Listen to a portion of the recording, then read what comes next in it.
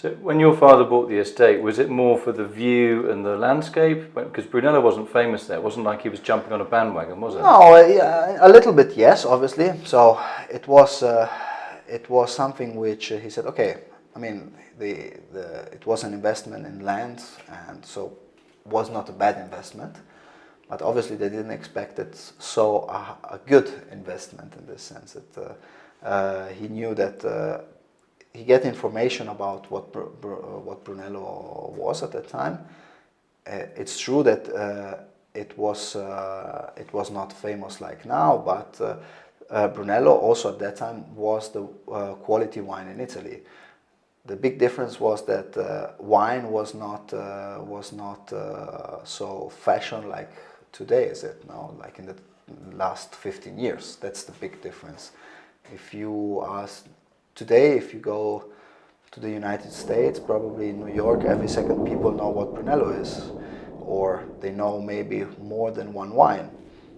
30 years ago, probably nobody knew so much about wine. So you're saying Brunello was really quite well known in Italy? It was like a niche? Yes, exactly. It already was a niche for Italy, but not only for Italy. It was also a niche for the international wine. If someone was speaking especially in the big wine markets, like at that time, like the UK market or the German market, the quality wines.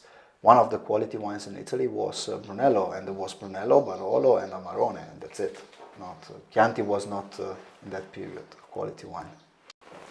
Fabian, your family has been here for now nearly 40 years. What changes have you seen in Brunello di Montalcino in that time?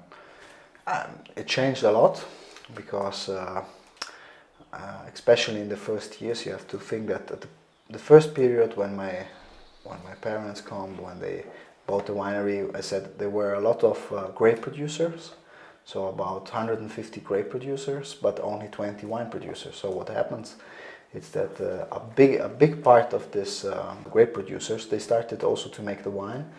They saw that bottling the wine was economically good, but they knew very good how to grow the grapes, how to make the grapes, but not how to make the wine. So for, I think, 10-15 years, Montalcino was a region where a lot of winemaker consultants came, where they worked a lot, and so you had very high quality because the best winemaker consultants came to Montalcino, but at the same time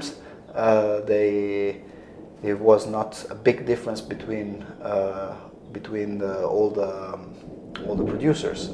And now it's coming in Montalcino, I think, a new generation, which where the sons are taking the wineries, and they try to make their own wine. They have more control about how to make the wine, and they risk maybe a little bit more with organic wines, with organic way to work. And so you have, in my opinion, another quality step and a bigger difference between winery to winery.